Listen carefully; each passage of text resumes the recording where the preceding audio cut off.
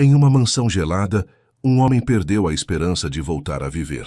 Em uma casa humilde, uma mãe solteira lutava para alimentar a filha com dignidade.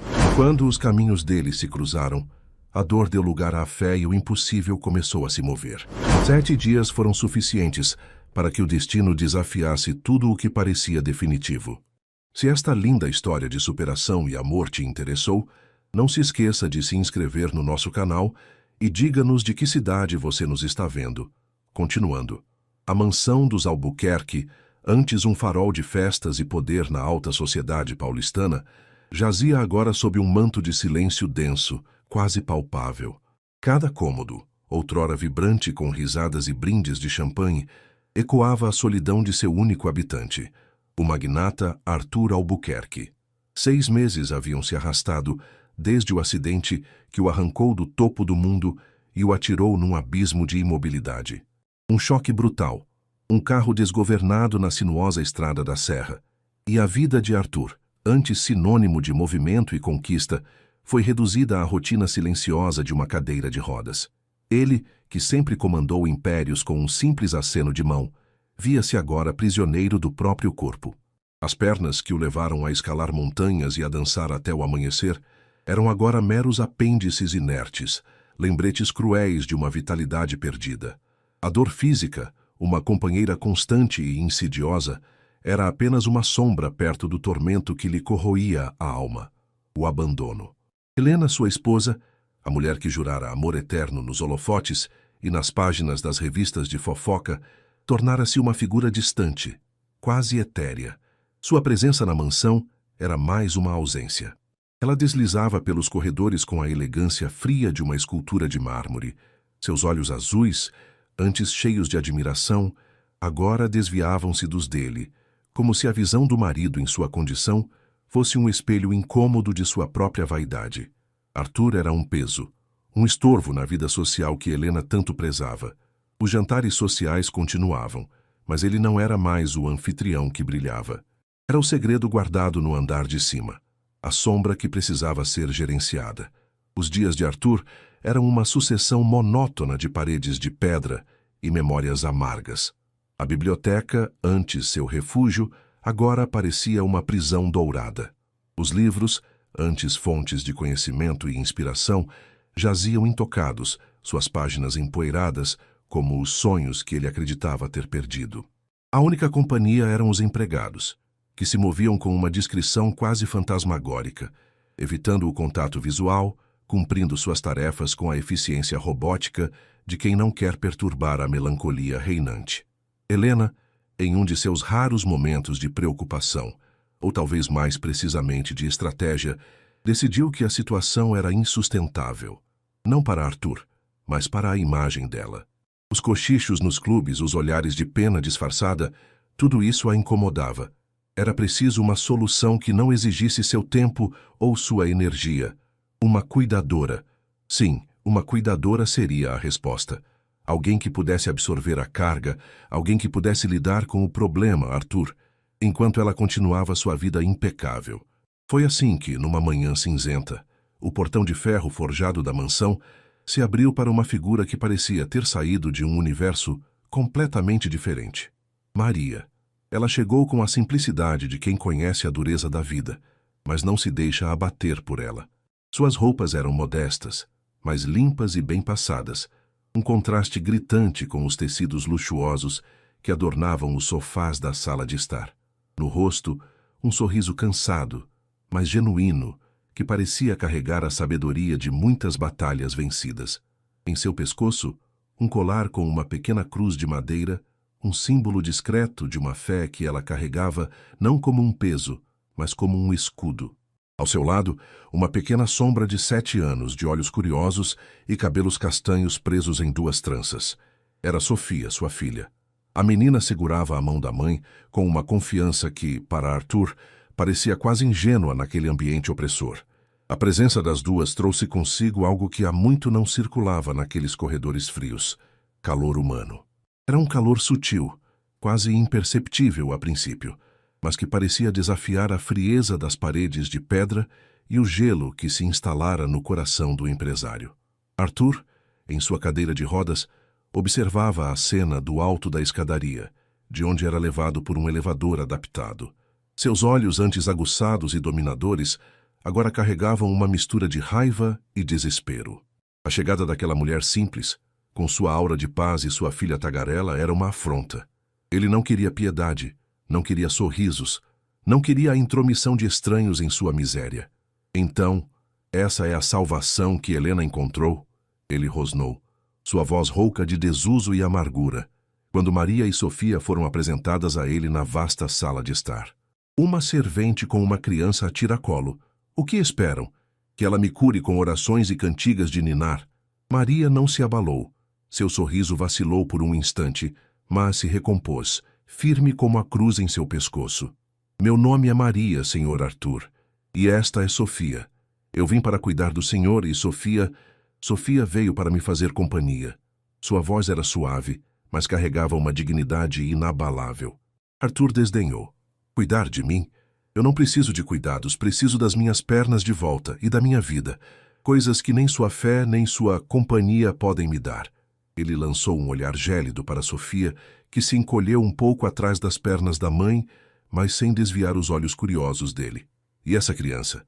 Vai transformar minha casa num parquinho? Não tolero barulho. Maria permaneceu firme. Ela sabia que a rejeição era uma armadura, uma defesa contra a dor. Não faremos barulho, senhor. Apenas cuidaremos para que o senhor tenha o conforto e a atenção que merece. Os primeiros dias foram um campo de batalha silencioso. Arthur a rejeitava a cada oportunidade. Desdenhava de seus métodos, questionava sua fé com sarcasmo, ironizava seus cuidados. Acha que um copo d'água vai me fazer andar, Maria? Ou talvez uma oração milagrosa?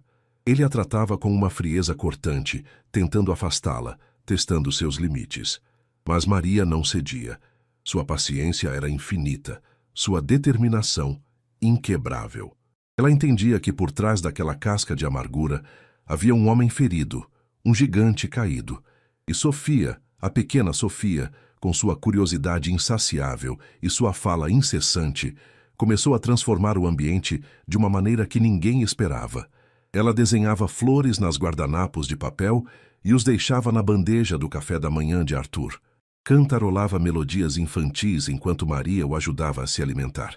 Uma vez, em um momento de ousadia, a menina se aproximou da cadeira de rodas e, com a inocência de quem não vê barreiras, abraçou as pernas imóveis de Arthur. Você vai ficar bom, sabia? Sofia sussurrou com a voz abafada contra o tecido da calça dele. Minha mãe diz que Deus faz milagres.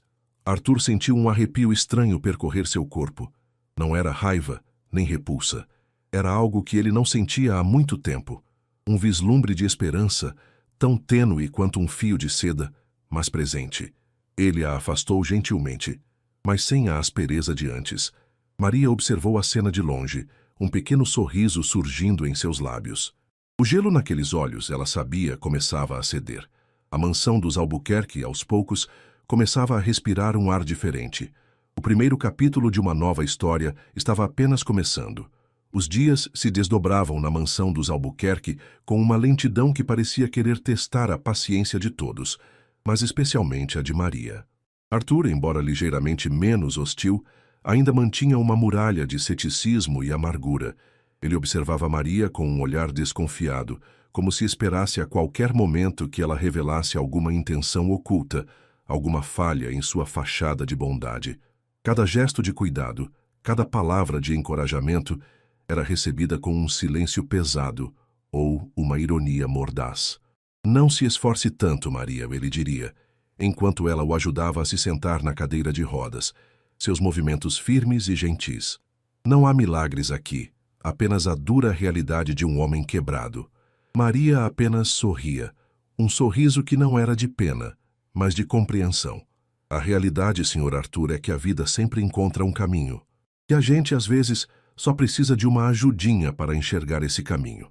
Sofia, alheia à tensão que ainda pairava no ar, continuava sua missão silenciosa de desarmar o gigante. Ela passava horas desenhando no chão da sala, seus lápis de cor espalhados como um arco-íris.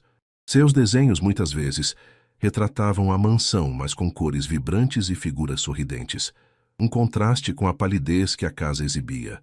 Ela falava com os objetos, com as borboletas que ousavam entrar pelas janelas abertas, e, de vez em quando, dirigia-se a Arthur com a espontaneidade de uma criança que não conhece barreiras sociais. "Senhor Arthur, o senhor gosta de sorvete?" ela perguntou um dia, enquanto ele lia um jornal econômico fingindo ignorá-la. "Minha mãe faz um de manga que é o mais gostoso do mundo."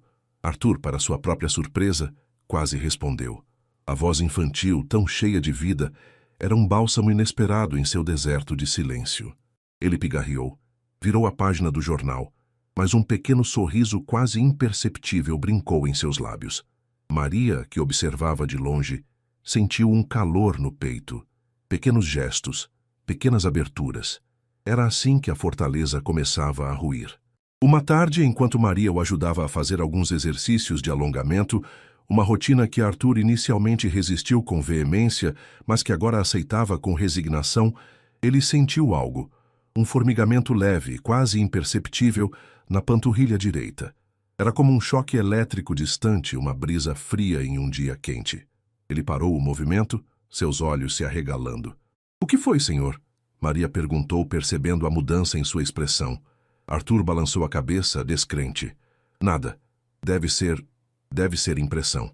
Ele tentou se convencer de que era apenas um espasmo muscular, uma ilusão de sua mente desesperada. Mas o formigamento persistiu por alguns segundos, uma sensação estranha e familiar ao mesmo tempo.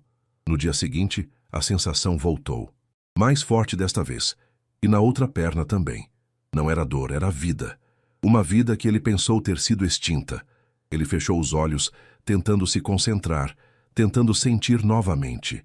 Maria, com sua discrição habitual, não comentou, mas seus olhos atentos não perderam o tremor quase imperceptível na perna de Arthur, nem a expressão de espanto que cruzou seu rosto. Ela percebera a mudança, a faísca de esperança que se acendia. A partir daquele dia, algo mudou na dinâmica entre eles. Arthur começou a fazer perguntas, não sobre o tempo ou sobre os afazeres da casa, mas sobre Maria. "Você sempre foi cuidadora?" ele perguntou um dia enquanto ela preparava seu almoço. Maria hesitou por um instante, surpresa pela pergunta. "Não, senhor. Eu trabalhei em muitas coisas. Costurei, limpei casas, vendi doces na rua. Mas cuidar das pessoas, sempre foi algo que veio natural para mim." "E Sofia?" ele continuou, a voz um pouco menos áspera. "Onde está o pai dela?" Maria respirou fundo. "O pai de Sofia nos deixou quando ela era bem pequena. Ele não estava pronto para ser pai. Mas Deus, em sua infinita bondade, nunca nos desamparou." Pela primeira vez em meses, Arthur ouvia mais do que falava. Ele ouvia a história de Maria, a resiliência em sua voz, a fé inabalável que a guiava. Ele a observava enquanto ela se movia pela casa, seus gestos simples e eficazes, suas mãos que pareciam ter uma sabedoria própria. Mãos treinadas por anos de necessidade, de trabalho árduo, de cuidado. Com paciência e uma intuição aguçada, Maria começou a intensificar os exercícios, introduzindo movimentos mais complexos, massagens suaves que pareciam despertar os músculos adormecidos. Ela não prometia milagres, mas oferecia esperança e um caminho. Arthur, antes tão resistente, agora cooperava. Um brilho de expectativa em seus olhos. Ele sentia o formigamento se transformar em leves contrações, em uma sensação de retorno, de reconexão com seu próprio corpo. A cada dia, ele se sentia um pouco mais perto de si mesmo. Mas a mansão, que começava a se encher de uma nova luz, ainda era um palco para a sombra de Helena. Ela observava a crescente proximidade entre Arthur e Maria, com uma mistura de desdém e irritação. A ideia de que aquela mulher simples pudesse ter qualquer tipo de influência sobre seu marido, sobre seu Arthur, era insuportável. A recuperação dele, se é que fosse real, deveria ser creditada aos médicos renomados que ela havia contratado, não a uma cuidadora. A tensão atingiu seu ápice durante um dos jantares sociais de Helena, uma festa grandiosa, organizada para manter as aparências e reafirmar seu status na sociedade. Arthur, pela primeira vez desde o acidente, havia concordado em descer para a sala de jantar, em sua cadeira de rodas, para receber alguns convidados mais próximos. Maria estava presente, discreta, atendendo às necessidades de Arthur, garantindo seu conforto. Helena, com um sorriso forçado e um copo de champanhe na mão, dirigiu-se a um grupo de socialites que cochichavam sobre a presença da cuidadora. "Ah, Maria", ela disse com uma voz doce demais, quase melíflua, mas com um tom que não deixava dúvidas sobre sua intenção. "Nossa dedicada servente. Ela tem se esforçado tanto para cuidar do Arthur. Chega a ser comovente, não acham? Ela sonha com o impossível, coitada. Acredita que pode curá-lo com suas rezas e suas ervas milagrosas." As risadas ecoaram pela sala, frias e cortantes, como cacos de vidro. Os olhares de pena e escárnio recaíram sobre Maria, que sentiu o rosto queimar. A humilhação era pública, brutal. Arthur, que ouvia tudo, sentiu uma onda de fúria. Ele tentou falar, mas Helena o interrompeu com um gesto, como se ele fosse uma criança. "Não se preocupe, querido", ela disse, voltando-se para Arthur com um sorriso que não alcançava seus olhos. "Maria entende. Ela sabe o lugar dela." Os boatos se espalharam como fogo em palha seca pela comunidade. "A cuidadora está se aproveitando do estado do patrão", diziam. "Quer dar o golpe do baú." Maria sentiu o peso do julgamento, mas sua fé, como a cruz em seu pescoço, permanecia firme. Ela sabia a verdade, e a verdade, ela acreditava, sempre encontra seu caminho. Mal sabia ela que a verdade, aquela que mudaria tudo, estava escondida em algum lugar daquela mansão, esperando para ser revelada. Os dias que se seguiram ao jantar de Helena foram um fardo pesado para Maria. Os olhares de pena e os cochichos maldosos a seguiam por toda a mansão, e até mesmo os poucos empregados que antes a tratavam com respeito, agora a olhavam com desconfiança. As palavras de Helena, serviçal que sonha com o impossível, ecoavam em sua mente. Mas Maria se agarrava à sua fé como um náufrago à última tábua de salvação. Ela sabia quem era e o que fazia, e a aprovação de Deus era a única que realmente importava. Sofia, com sua inocência, parecia alheia à maldade que a cercava, e a alegria da menina era um lembrete constante de que havia luz mesmo nas sombras. Apesar da humilhação, Maria não diminuiu seus esforços com Arthur. Pelo contrário, parecia redobrar sua dedicação. Ela via o progresso dele, o brilho de esperança em seus olhos quando sentia um novo formigamento, uma nova contração muscular. As sessões de fisioterapia improvisadas na sala de ginástica da mansão, antes um espaço de luxo e ostentação, agora se transformavam em um santuário de esforço e superação. Arthur, antes tão recluso, começou a se abrir, a compartilhar seus medos e frustrações, e Maria ouvia com uma paciência infinita, oferecendo palavras de conforto e encorajamento. Foi durante uma dessas sessões de arrumação que Maria fez uma descoberta que mudaria o curso de suas vidas. Helena havia pedido que ela organizasse alguns documentos antigos em um escritório raramente usado no andar de cima, um cômodo empoeirado que parecia ter sido esquecido pelo tempo. Enquanto Maria limpava uma velha escrivaninha de mogno, seus dedos esbarraram em um compartimento secreto, escondido sob uma das gavetas. Curiosa, ela o abriu e encontrou um envelope amarelado, sem remetente. Dentro, uma única folha de papel dobrada. Ao desdobrar a carta, o coração de Maria deu um salto. A caligrafia elegante era inconfundível, a de Helena. E o conteúdo?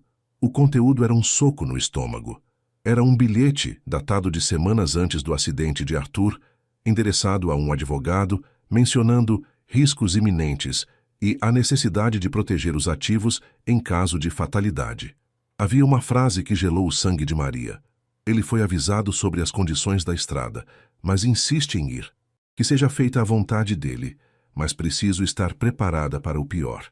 Helena sabia do risco, sabia da imprudência de Arthur e preferiu o silêncio, a inação, talvez até a conveniência de um desfecho trágico para seus próprios interesses.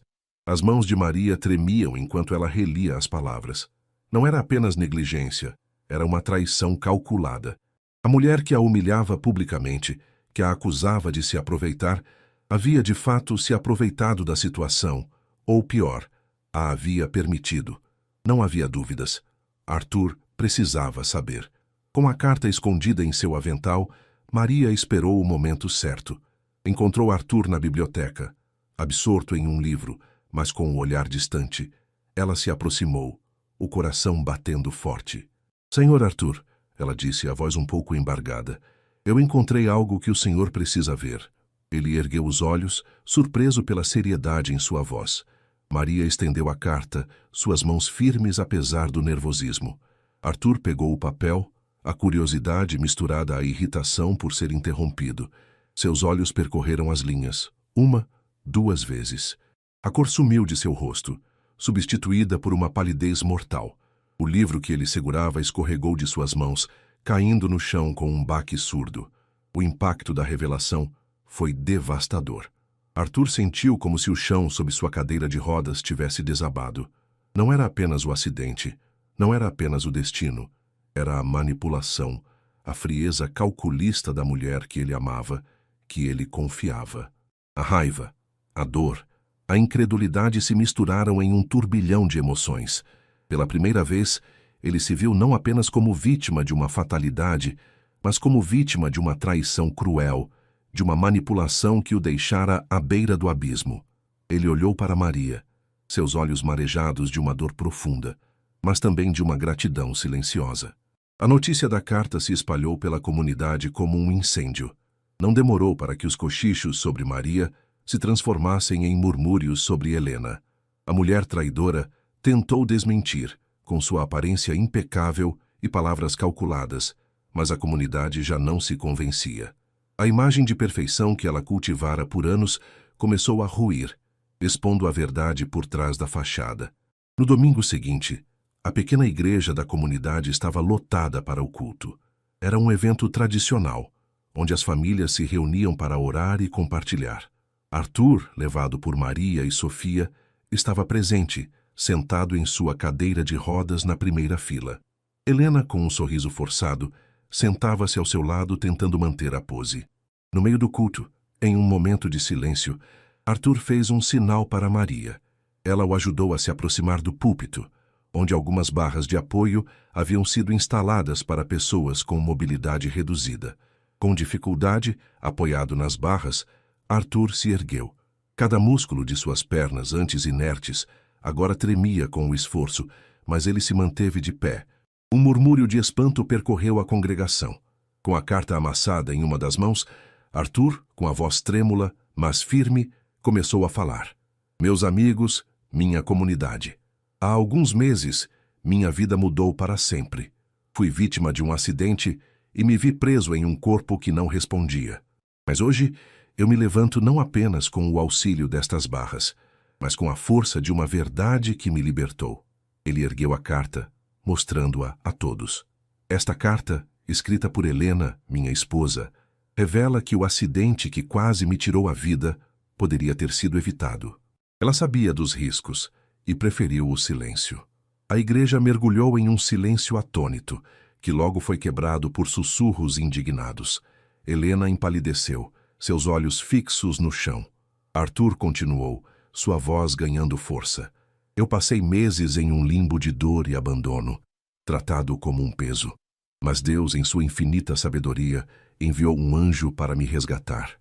Maria e sua filha Sofia. Ele se virou para Maria, que estava ao seu lado com lágrimas nos olhos. Maria, você me ensinou que o amor verdadeiro não grita nem finge.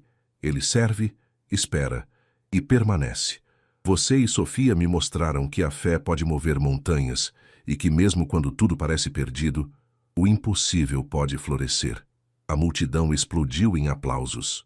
Eram aplausos não apenas de apoio a Arthur, mas de reconhecimento à coragem de Maria e à inocência transformadora de Sofia.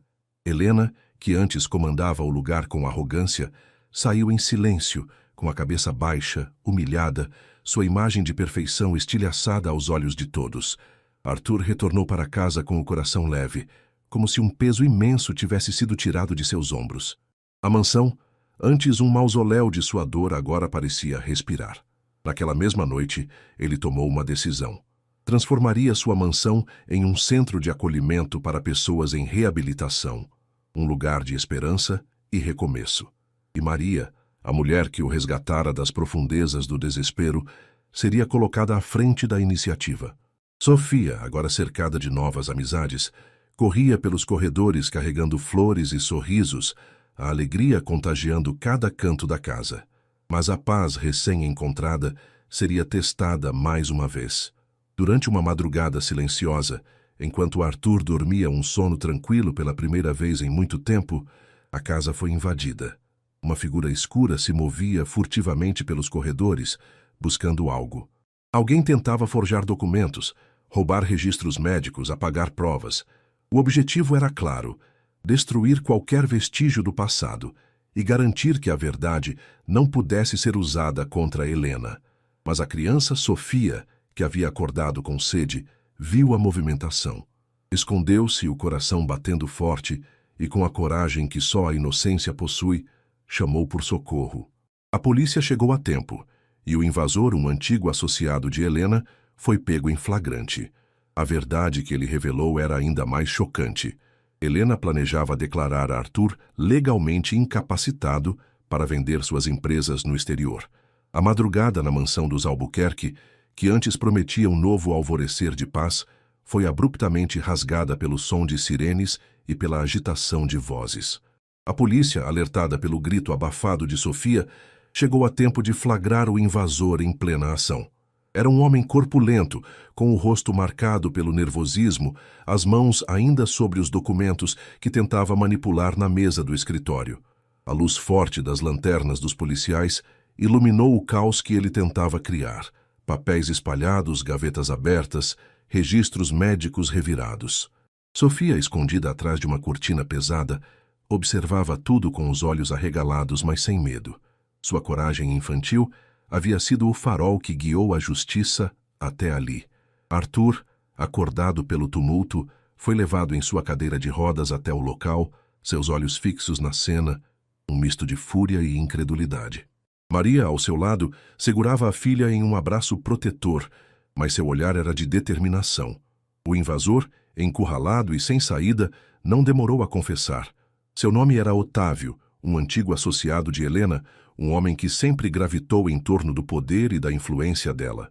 Com a voz embargada pelo desespero, ele revelou o plano macabro de Helena: declarar Arthur legalmente incapacitado, usando os registros médicos adulterados e documentos forjados, para então vender suas empresas no exterior e se apropriar de sua fortuna. A revelação atingiu Arthur como um raio, confirmando a profundidade da traição de Helena, a frieza de sua ambição. Com o caso público, os jornais e noticiários explodiram com a história. A carta, a tentativa de golpe, a invasão noturna, tudo se desenrolava diante dos olhos de uma sociedade atônita. A imagem de Helena, antes intocável, desmoronou completamente. As colunas sociais que a idolatravam agora a execravam, e os amigos que a cercavam desapareceram como fumaça. A mulher que antes ditava tendências e comandava salões de festa, agora se via isolada, sua reputação em frangalhos, sua vida de luxo ameaçada pela própria ganância. Para Maria, a revelação foi a redenção pública. As acusações de que ela estava se aproveitando de Arthur, os boatos maldosos, tudo foi varrido pela verdade. A comunidade que antes a julgava, agora a via com admiração e respeito. Sua inocência estava provada, sua dignidade restaurada. Ela não buscou vingança, apenas a paz de saber que a verdade havia prevalecido. Arthur, por sua vez, sentiu uma renovada força. A dor da traição era imensa, mas a libertação da mentira era ainda maior. Ele estava de pé não apenas fisicamente, mas espiritualmente. Em um gesto que chocou e inspirou a todos, ele anunciou sua decisão de doar uma parte significativa de sua fortuna para construir clínicas de reabilitação em diversos países, um legado de esperança para aqueles que, como ele, enfrentavam a árdua jornada de recuperação. A mansão dos Albuquerque, ele reiterou, seria o primeiro desses centros, um farol de acolhimento e cura. A notícia da doação e da transformação da mansão em um centro de reabilitação trouxe uma onda de otimismo. A casa, antes um símbolo de dor e isolamento, começava a se encher de vida, de profissionais dedicados e, em breve, de pacientes em busca de uma nova chance. Maria, como Arthur havia prometido, foi colocada à frente da iniciativa. Sua experiência, sua paciência e seu calor humano eram os pilares sobre os quais o novo projeto seria construído. Sofia, com sua energia contagiante, corria pelos corredores, agora cheios de risadas e conversas, carregando flores colhidas no jardim e distribuindo sorrisos a todos que encontrava. Uma tarde, enquanto Maria e Arthur revisavam os planos para o centro de reabilitação, ele a olhou com uma intensidade que ela nunca havia visto antes. Seus olhos, antes sombrios, agora brilhavam com uma luz diferente. Uma luz de gratidão e, talvez, algo mais profundo. "Maria", ele começou, sua voz suave, quase um sussurro. "Você me trouxe de volta à vida. Não apenas fisicamente, mas em todos os sentidos. Você e Sofia me ensinaram o que é o amor verdadeiro, a fé inabalável, a coragem de recomeçar." Ele fez uma pausa, respirando fundo. "Eu não quero que você seja apenas a diretora do centro, ou minha cuidadora. Eu quero que você permaneça em minha vida, Maria. Não como funcionária, mas como parceira, como minha companheira." Maria sentiu o coração disparar. As palavras de Arthur ecoavam em sua mente, misturando-se com as lembranças de todas as dores que havia suportado, do julgamento, das noites de fome, da solidão que a acompanhara por tanto tempo. Ela hesitou, seus olhos marejados. Era um convite para um futuro que ela nunca ousara sonhar, um futuro que parecia impossível para uma mulher simples como ela. Mas então Sofia, que estava brincando perto dali, se aproximou, seus olhos brilhando. Ela se agarrou à perna de Arthur, que agora, com a ajuda de Maria, já conseguia dar alguns passos com apoio. "Pai com pernas de fé", Sofia exclamou, com a alegria inocente de uma criança que havia encontrado um novo pai. Aquelas palavras, "pai com pernas de fé", foram a chave que abriu o coração de Maria. Ela olhou para a filha, depois para Arthur, e viu nos olhos dele não apenas o pedido, mas a promessa de um amor puro e verdadeiro. Um amor que servia, esperava e permanecia. As dores do passado ainda estavam ali, mas a esperança de um futuro ao lado daqueles que a amavam era muito maior. Com um sorriso que iluminou todo o seu rosto, Maria aceitou. "Sim, Arthur, sim." Tempos depois, a comunidade se reuniu novamente na igreja, mas desta vez não para julgamento e sim para celebração. O ar estava leve, preenchido com o perfume de flores silvestres e a melodia de risadas. Era o casamento de Arthur e Maria. Um casamento simples, sem a ostentação de antes, mas transbordando de significado e emoção. Arthur entrou na igreja apoiado em um andador, cada passo um testemunho de sua resiliência e da fé que o havia curado. Seus olhos encontraram os de Maria, que caminhava pelo corredor com um vestido simples mas elegante, um véu delicado sobre os cabelos. Ela era a personificação da graça e da força. E Sofia, com suas tranças e um sorriso radiante, corria à frente, suas pequenas mãos desenhando cruzes no ar enquanto jogava pétalas de flores ao chão, abençoando o caminho de seus pais. Eles se casaram. A história que começou em 7 dias de cuidado e desespero se transformou em uma vida inteira de amor, reabilitação e fé. Porque mesmo quando tudo parece perdido, o impossível pode florescer, nas mãos de quem tem coragem para continuar e no coração de quem aprende que o amor mais verdadeiro é aquele que serve, espera e permanece. O perfume das flores silvestres que adornaram a igreja ainda pairava no ar da mansão dos Albuquerque, agora lar e refúgio. Aquele dia, o casamento de Arthur e Maria não foi apenas uma união de 2 almas, mas a celebração de um recomeço, um testemunho de que a vida, por mais que tente nos dobrar, sempre guarda a promessa de um novo amanhecer. Os dias que se seguiram foram preenchidos por uma quietude feliz, uma rotina que, para Arthur, era um bálsamo após anos de tormento. A mansão, antes fria e silenciosa, ecoava agora a risada cristalina de Sofia, os passos firmes de Maria e, ocasionalmente, o som dos exercícios de Arthur, que continuava sua jornada de recuperação com uma determinação renovada. Maria, agora senhora Albuquerque, mas ainda a mesma mulher simples e de coração puro, adaptava-se à sua nova vida com a graça de quem sempre soube que a verdadeira riqueza não está nos bens, mas nas relações. Ela caminhava pelos corredores com a mesma modéstia de antes, mas com uma autoridade natural que vinha de sua bondade e sabedoria.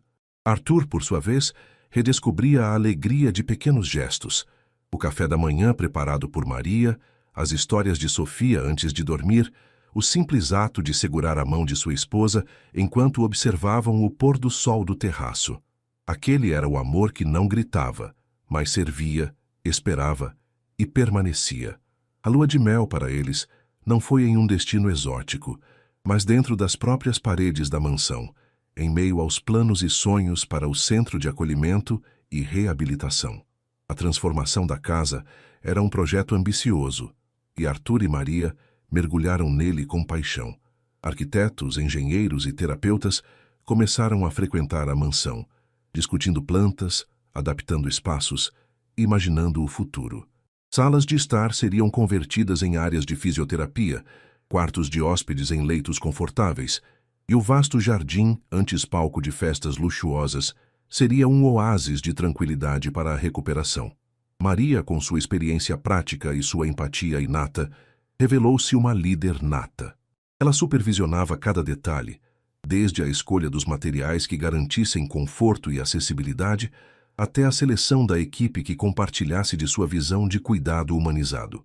Arthur, com sua mente estratégica e sua vasta rede de contatos, lidava com a burocracia, as licenças e a captação de recursos, garantindo que o projeto tivesse a solidez financeira necessária para prosperar. A parceria deles era perfeita, uma simbiose de força e sensibilidade. "Você tem um talento nato para isso, Maria", Arthur comentou uma tarde, observando-a interagir com um dos arquitetos, explicando com clareza as necessidades dos futuros pacientes. "Sempre soube que você era especial, mas sua capacidade de liderar e inspirar é algo extraordinário."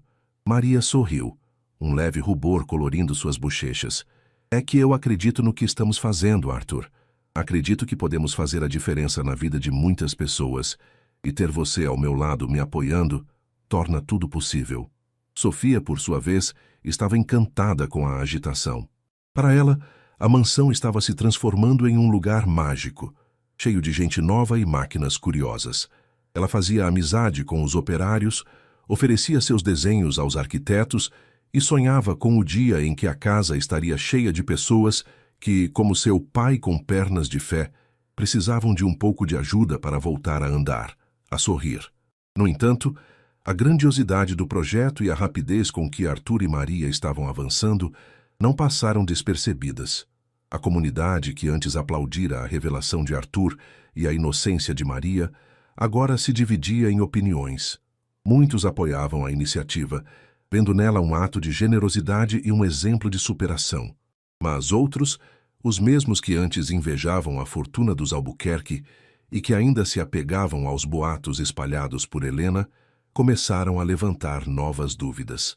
Será que é mesmo caridade ou uma forma de Arthur limpar a barra depois de tudo? Alguns cochichavam nos clubes de golfe e nos salões de beleza.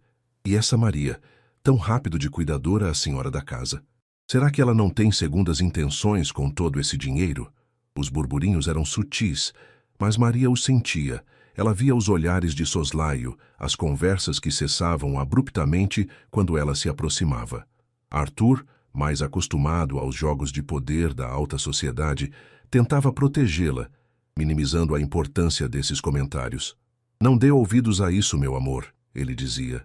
"Pessoas vazias sempre tentarão preencher seu vazio com a infelicidade alheia." Mas uma tarde, Maria recebeu uma ligação anônima. Uma voz feminina, distorcida e fria, sussurrou: "Acha que pode roubar o lugar de Helena e sair impune? Essa mansão nunca será sua de verdade. E o que foi construído sobre escombros sempre desmorona." A ligação foi cortada abruptamente, deixando Maria com o coração acelerado e uma sensação gélida na espinha. Ela não contou a Arthur sobre a ligação. Não queria preocupá-lo, nem reacender nele a raiva contra Helena, que se encontrava reclusa e em desgraça, mas cujo rancor parecia ainda pairar sobre eles como uma névoa tóxica. Maria sabia que a jornada para construir o centro de reabilitação e a nova vida que eles estavam forjando não seria fácil. Haveria obstáculos, não apenas físicos e burocráticos, mas também emocionais, vindos de dentro e de fora. Aquele telefonema era apenas um lembrete de que, mesmo após a tempestade, as ondas do passado ainda podiam alcançar a praia, ameaçando a paz recém-encontrada. O capítulo de sua felicidade estava sendo escrito. Mas a caneta da vida, ela sabia, sempre reservava novas reviravoltas.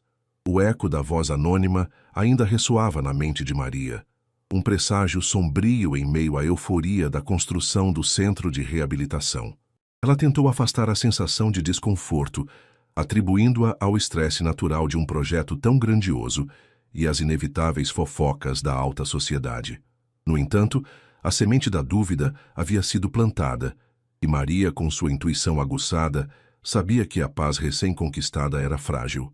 Arthur, alheio à preocupação silenciosa de sua esposa, estava mais vibrante do que nunca. Sua recuperação física progredia a passos largos, e a cada dia ele ganhava mais mobilidade.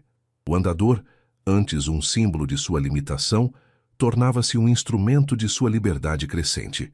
Ele passava horas no canteiro de obras improvisado na mansão, supervisionando os trabalhos, conversando com os operários, seus olhos brilhando com a paixão de quem está construindo um legado. Maria, venha ver. Ele a chamou uma manhã enquanto ela organizava os papéis do projeto. A rampa de acesso para as cadeiras de rodas está perfeita e a piscina de hidroterapia está tomando forma. Será um lugar incrível, meu amor. Maria sorria, genuinamente feliz com o entusiasmo dele, mas a sombra daquela ligação a acompanhava. Ela começou a prestar mais atenção aos pequenos detalhes, aos olhares dos empregados, aos carros que passavam mais lentamente pela rua. Tentava identificar qualquer sinal de que a ameaça anônima pudesse se materializar. Sofia, como sempre, era a luz que dissipava as nuvens. Sua alegria era contagiante, e ela se adaptava à nova rotina da mansão com a facilidade de uma criança. Ela havia feito amizade com um dos pedreiros, o seu Joaquim, um senhor bondoso que lhe ensinava a fazer pequenos barcos de papel. A presença de Sofia era um lembrete constante para Maria de tudo o que ela tinha a proteger. Enquanto a mansão se transformava, a vida de Helena desmoronava. Após a exposição pública da carta e da tentativa de golpe, ela se viu completamente isolada. Seus cartões de crédito foram bloqueados, suas contas congeladas por ordem judicial, e os poucos amigos que lhe restavam se afastaram, temendo serem associados ao escândalo. Helena, acostumada a uma vida de luxo e poder, viu-se sem dinheiro, sem apoio e sem um lugar para ir. Ela foi forçada a se mudar para um pequeno apartamento na periferia, uma realidade brutalmente diferente da mansão que um dia chamou de lar. O rancor de Helena, no entanto, não diminuiu. Pelo contrário, cresceu, alimentado pela humilhação e pela inveja. Ela passava seus dias remoendo o passado, culpando Maria por sua desgraça, Arthur por sua ingratidão. Em sua mente distorcida, ela era a vítima, e eles os algozes. Ela arquitetava planos de vingança, cada um mais elaborado e cruel que o anterior, obcecada em destruir a felicidade que eles haviam construído sobre as ruínas de sua própria vida. Maria, sem saber da profundidade do ódio de Helena, continuava a se dedicar ao centro de reabilitação. Ela estava imersa na seleção da equipe, buscando profissionais não apenas qualificados, mas que tivessem a mesma paixão por ajudar o próximo.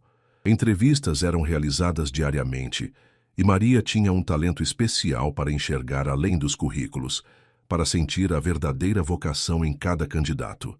Certa tarde, durante uma dessas entrevistas, um nome chamou sua atenção: Dr. Eduardo Mendes.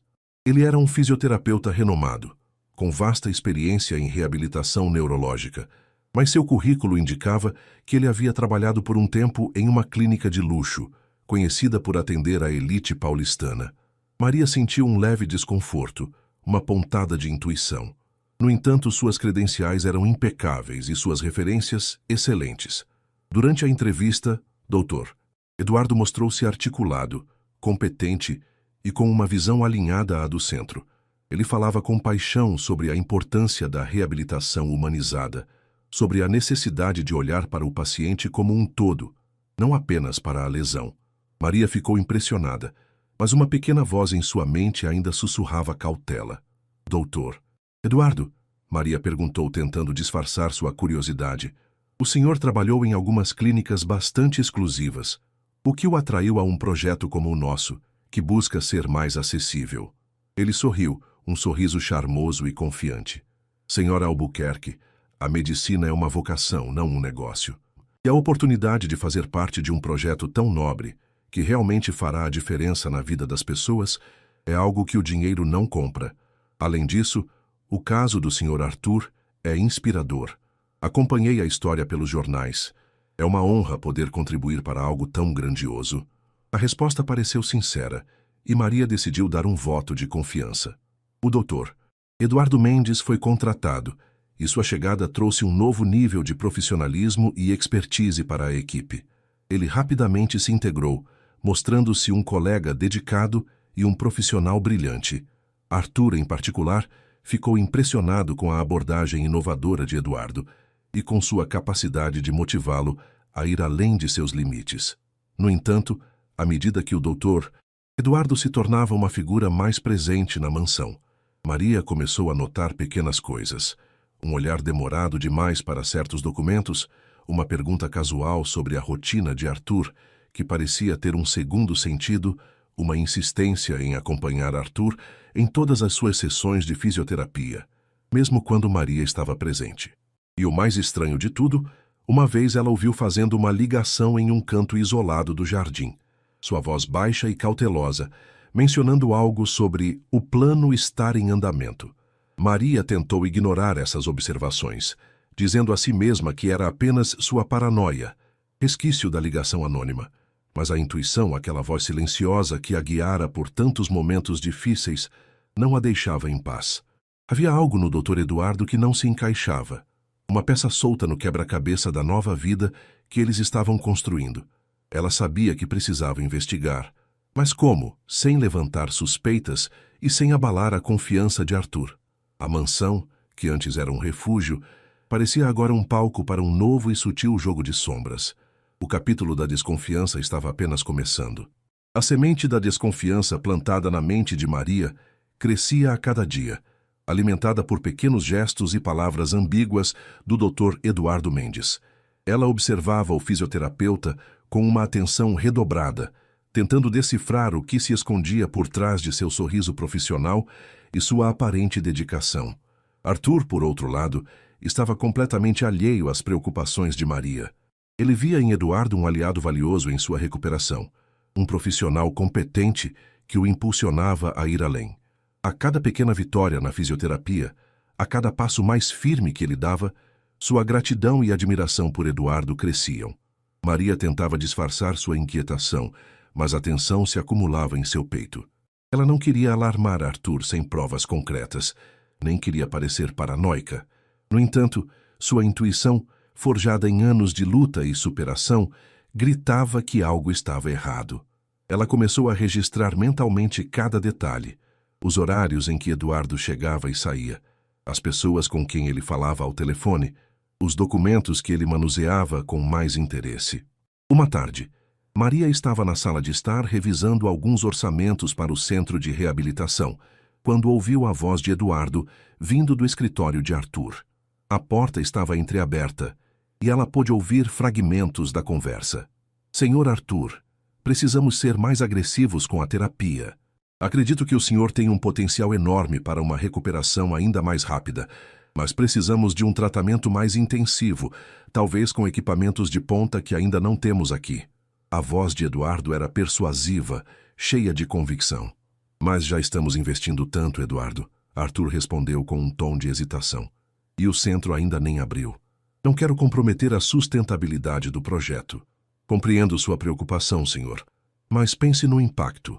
Sua recuperação total em tempo recorde seria a maior propaganda para o centro. Poderíamos até mesmo buscar patrocínios de empresas de tecnologia médica. Tenho alguns contatos que poderiam nos ajudar a conseguir esses equipamentos com um custo menor, ou até mesmo em regime de comodato. A conversa continuou, e Maria sentiu um arrepio. A insistência de Eduardo em tratamentos caros e equipamentos de ponta, mesmo antes da inauguração do centro, parecia desnecessária e até mesmo arriscada. E a menção a contatos e patrocínios soava como uma isca, uma forma de Arthur se comprometer ainda mais financeiramente. Naquela noite, Maria não conseguiu dormir. A voz anônima da ligação, as palavras de Helena sobre roubar o lugar dela, e agora a conversa de Eduardo. Tudo parecia se conectar em uma teia de intrigas. Ela decidiu que precisava agir, mas com cautela e inteligência. No dia seguinte, Maria pediu a Arthur que lhe desse acesso aos registros financeiros e aos contatos de fornecedores do centro de reabilitação, alegando que precisava organizar os pagamentos e as próximas compras. Arthur, confiando plenamente nela, concedeu o acesso sem questionar. Maria passou horas mergulhada em planilhas e contratos, procurando por qualquer anomalia. Foi então que ela encontrou algo. Uma série de transferências bancárias recentes, de valores consideráveis, para uma conta em nome de uma empresa de consultoria de equipamentos médicos. O nome da empresa, Mendes Solutions. O sobrenome era o mesmo de Eduardo. E o endereço da empresa era o mesmo de um pequeno escritório que Maria havia visto em um bairro distante, uma vez enquanto fazia compras com Sofia. O coração de Maria disparou. Não era apenas uma coincidência. Eduardo estava usando sua posição para desviar fundos, ou talvez para inflacionar os custos dos equipamentos e embolsar a diferença. A ligação anônima, a voz de Helena, tudo fez sentido. Eduardo era um peão no jogo de vingança de Helena, ou talvez apenas um oportunista que se aproveitava da situação. Com as provas em mãos, Maria sentiu uma mistura de raiva e tristeza. Ela não queria acreditar que alguém que parecia tão dedicado pudesse ser tão desonesto. Mas a verdade era inegável. Ela precisava confrontar Eduardo, mas precisava fazê-lo de uma forma que não o alertasse e que protegesse Arthur. Ela esperou o momento em que Arthur estivesse em sua sessão de fisioterapia com outro terapeuta da equipe e chamou Eduardo para uma conversa particular no escritório. O ar na sala estava pesado. Maria colocou as planilhas e os extratos bancários sobre a mesa, seus olhos fixos nos dele. Doutor Eduardo, ela começou, sua voz calma, mas firme. Precisamos conversar sobre a Mendes Solutions. O sorriso confiante de Eduardo vacilou por um instante. Seus olhos se arregalaram e um leve suor começou a brotar em sua testa. Ele tentou disfarçar. Pigarreou. Senhora Albuquerque, não sei do que está falando. Mendes Solutions? Nunca ouvi falar. Maria ergueu uma sobrancelha sem desviar o olhar. Não minta para mim, doutor Eduardo. Tenho os extratos bancários aqui com as transferências para sua empresa. E o endereço da Mendes Solutions é o mesmo do seu escritório particular. O que exatamente você está fazendo com o dinheiro do centro de reabilitação? Eduardo empalideceu. Ele tentou se recompor, sua voz tremendo. Isso é um mal-entendido, senhora. Eu estava apenas tentando otimizar os custos, conseguir os melhores preços. A Mendes Solutions é uma empresa de fachada, sim, mas é para evitar burocracia, agilizar os processos. Agilizar processos ou desviar fundos? Maria retrucou, sua voz ganhando força. E quem te colocou aqui? Quem te deu essa ideia? Helena? O nome de Helena fez Eduardo tremer. Ele sabia que estava encurralado. Ele respirou fundo, seus ombros caindo em derrota. Sim, senhora. Foi a senhora Helena. Ela me procurou há algumas semanas antes mesmo de eu ser contratado. Ela me ofereceu uma quantia generosa para sabotar o projeto, para inflacionar os custos, atrasar as obras e, no fim, fazer com que o senhor Arthur perdesse a confiança em você, Maria. A revelação foi um golpe, mas não uma surpresa para Maria. A intuição dela estava certa. Helena, em sua amargura, não havia desistido de sua vingança. Ela queria destruir não apenas Arthur, mas também a nova vida que ele e Maria estavam construindo juntos. E qual era o plano final? Maria perguntou, sua voz fria. Ela queria que o projeto falhasse, que o senhor Arthur perdesse todo o dinheiro investido e que a culpa caísse sobre você, Maria. Ela queria ver você de volta à estaca zero, humilhada, sem nada. Maria sentiu uma onda de náusea. A maldade de Helena era profunda, sem limites, mas a verdade, mais uma vez, havia vindo à tona. Ela sabia que precisava agir rapidamente para proteger Arthur e o sonho que eles estavam construindo. O capítulo da conspiração estava se fechando, mas um novo, o da justiça e da reconstrução, estava prestes a começar. A confissão de Eduardo pairava no ar do escritório, densa e amarga. Maria sentiu o peso da revelação, mas também uma clareza renovada. A teia de intrigas tecida por Helena, que antes parecia complexa e impenetrável, agora se desfazia diante de seus olhos. A prioridade de Maria era proteger Arthur e o sonho que eles estavam construindo. Ela sabia que uma nova exposição pública seria dolorosa para ele, mas a verdade, ela acreditava, era o único caminho para a verdadeira liberdade. Dr. Eduardo, Maria disse, sua voz ainda firme, mas com um tom de decepção. Você tem duas opções.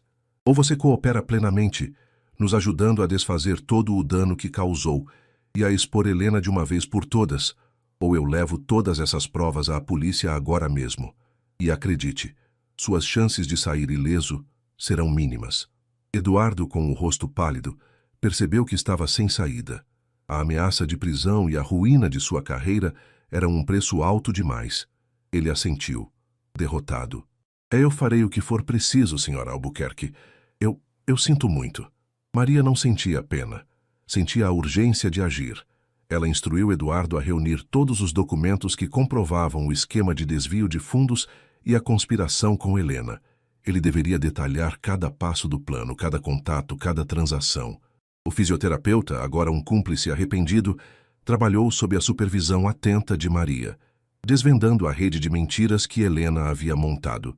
Quando Arthur retornou de sua sessão de fisioterapia, Maria o esperava no escritório, com os documentos organizados sobre a mesa. A expressão séria de sua esposa o alertou. "O que aconteceu, meu amor?"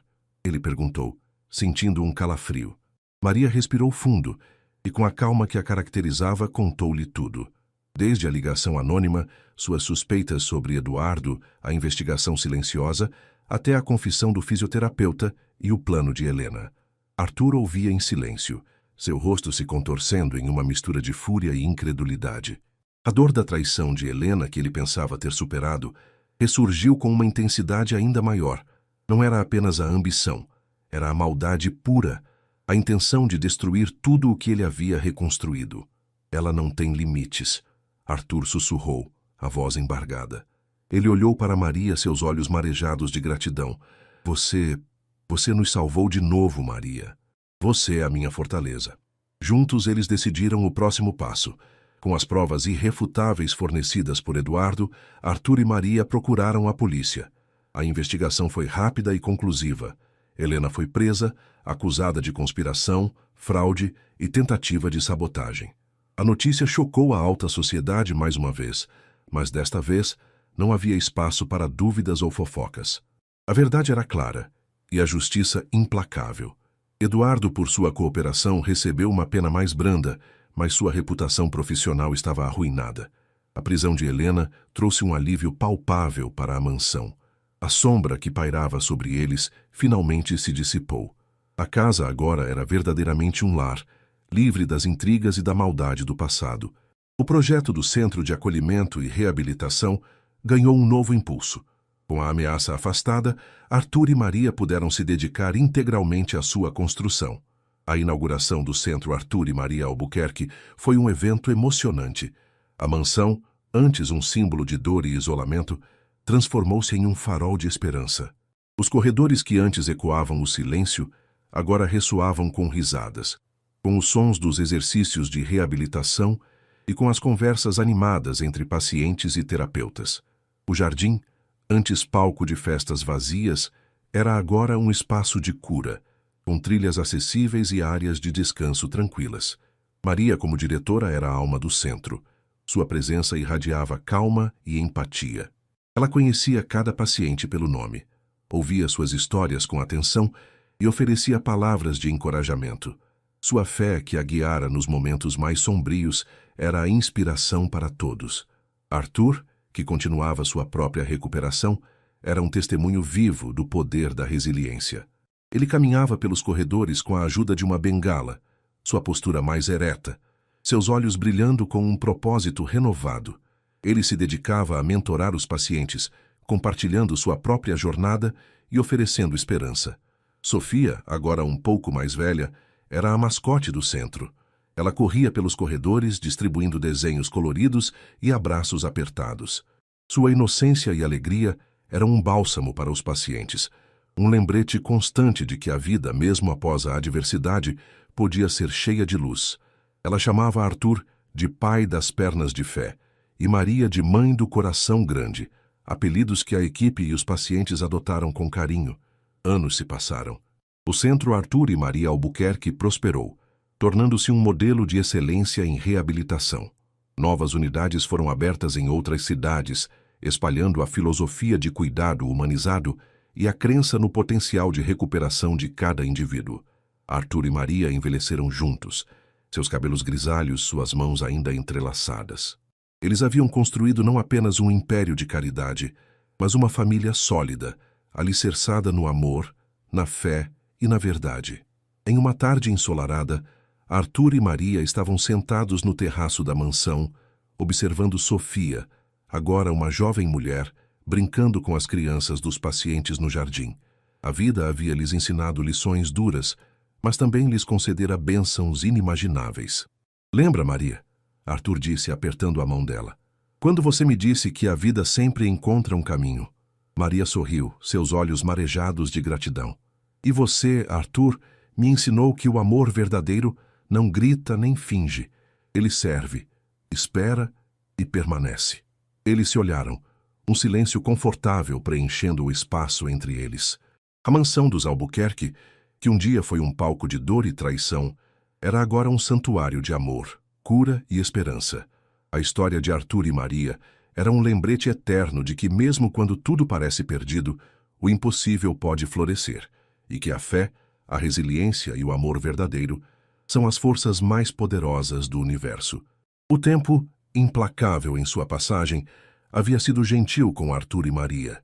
Os anos se desdobraram como páginas de um livro bem escrito, cada um adicionando mais profundidade e riqueza à sua história. O Centro Arthur e Maria Albuquerque não era mais apenas uma mansão reformada, era uma instituição renomada, um farol de esperança que se expandira por todo o país, com filiais em diversas cidades, cada uma replicando o modelo de cuidado humanizado e a filosofia de que a fé e a resiliência podiam mover montanhas. Arthur, embora não mais o jovem empresário que um dia foi, mantinha a mente afiada e o espírito inabalável. Ele caminhava com a ajuda de uma bengala, por vezes dispensando-a em curtas distâncias, um testemunho vivo de sua própria recuperação e da eficácia do trabalho que ele e Maria haviam construído.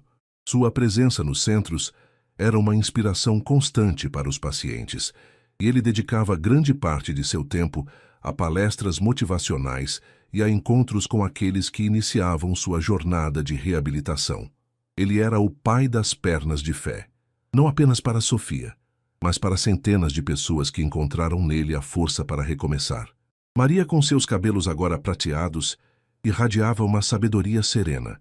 Ela continuava sendo a diretora-geral dos centros, sua empatia e sua capacidade de liderança se aprofundando com a experiência. Sua rotina era intensa, mas ela encontrava alegria em cada sorriso de um paciente, em cada passo hesitante que se transformava em uma caminhada firme. Ela era a mãe do coração grande para a equipe e para os pacientes, um porto seguro de acolhimento e compreensão.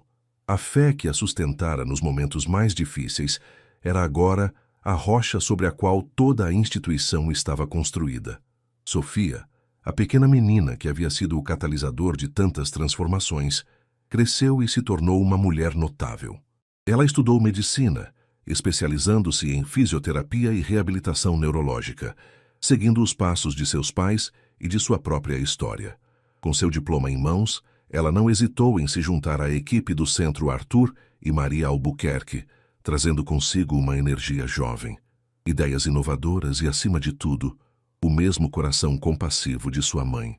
Ela era a ponte entre a velha guarda e as novas gerações de profissionais, introduzindo tecnologias de ponta e abordagens terapêuticas avançadas, sem nunca perder de vista a essência humana do cuidado. Sofia tinha a capacidade de se conectar com os pacientes de uma forma única, talvez por ter testemunhado de perto a jornada de seu pai e a dedicação incansável de sua mãe. Ela era a prova viva de que a adversidade pode gerar propósito e que o amor, quando cultivado, floresce em legados duradouros. Os fins de semana na mansão eram sagrados.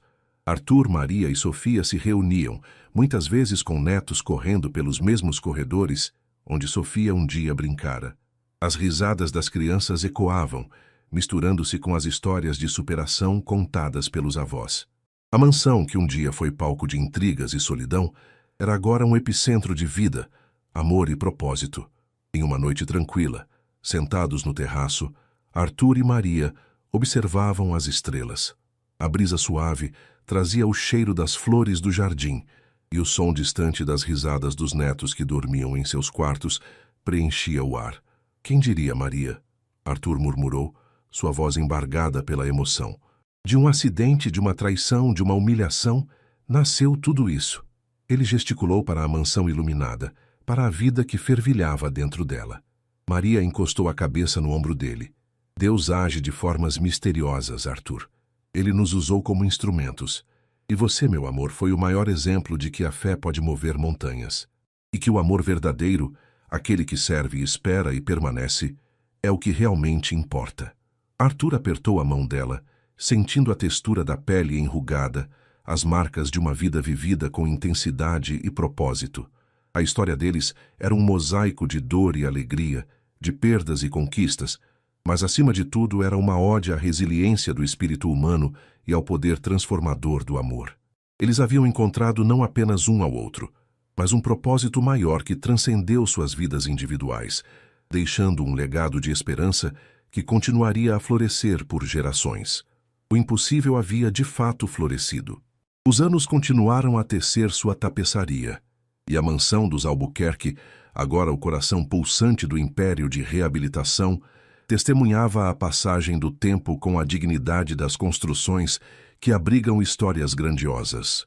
Arthur e Maria, em sua velhice serena, observavam com orgulho o legado que haviam construído, um testemunho vivo de que a fé e o amor poderiam florescer mesmo nos solos mais áridos da adversidade. Sofia, a filha que havia sido a primeira e mais pura manifestação do amor de Maria, assumiu com naturalidade a liderança dos centros Arthur e Maria Albuquerque.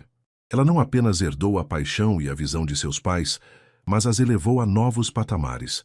Sob sua direção, os centros se tornaram referências internacionais em reabilitação, incorporando as mais recentes inovações tecnológicas e pesquisas científicas, sem jamais perder o toque humano e empático que Maria havia estabelecido como pilar fundamental. Sofia era a personificação da continuidade, a ponte entre o passado de luta e o futuro de esperança. A mansão, que antes fora um símbolo de poder e depois de dor, era agora um lar transbordante de vida. Os netos de Arthur e Maria, já adolescentes, frequentavam os corredores do centro, alguns deles demonstrando interesse em seguir os passos da família na área da saúde e do serviço ao próximo. Eles cresciam ouvindo as histórias dos avós, não como contos de fadas distantes, mas como lições vivas de coragem, perdão e resiliência. A história de Helena, embora um capítulo sombrio, era contada como um lembrete da importância da integridade e da verdadeira riqueza. Arthur, em seus últimos anos, passou mais tempo no jardim, seu santuário particular. Ele observava as árvores que havia plantado, agora robustas e cheias de vida, e via nelas um reflexo de sua própria jornada. Sua mobilidade havia diminuído, mas sua mente permanecia lúcida e seu espírito inabalável. Ele ainda recebia visitas de pacientes que haviam sido transformados pelo centro, e cada testemunho era um bálsamo para sua alma. Ele era o patriarca, o visionário que, de sua própria dor, havia gerado um movimento de cura e esperança. Maria, sua inseparável companheira, estava sempre ao seu lado. Ela lia para ele, segurava sua mão, compartilhava as novidades dos centros e as travessuras dos netos. A conexão entre eles era profunda, forjada em provações e fortalecida por um amor que havia resistido a todas as tempestades. Ela continuava a ser a personificação da graça e da força, a mulher que, com sua fé inabalável, havia transformado a vida de Arthur e de tantas outras pessoas. Em uma tarde de outono, enquanto o sol pintava o céu com tons de laranja e roxo, Arthur e Maria estavam sentados em seu banco favorito no jardim. A brisa suave balançava as folhas das árvores e o canto dos pássaros era a única melodia. Arthur virou-se para Maria. Seus olhos azuis, embora um pouco embaçados pela idade, ainda brilhavam com a mesma intensidade de quando a vira pela primeira vez. Maria, ele disse, sua voz fraca, mas carregada de uma profunda gratidão. Minha vida, ela só começou de verdade quando você entrou nela. Você me ensinou a amar, a perdoar, a ter fé. Você me mostrou que o impossível pode florescer. Maria apertou a mão dele, as lágrimas escorrendo silenciosamente por seu rosto. E você, meu amor, me deu um lar, uma família, um propósito.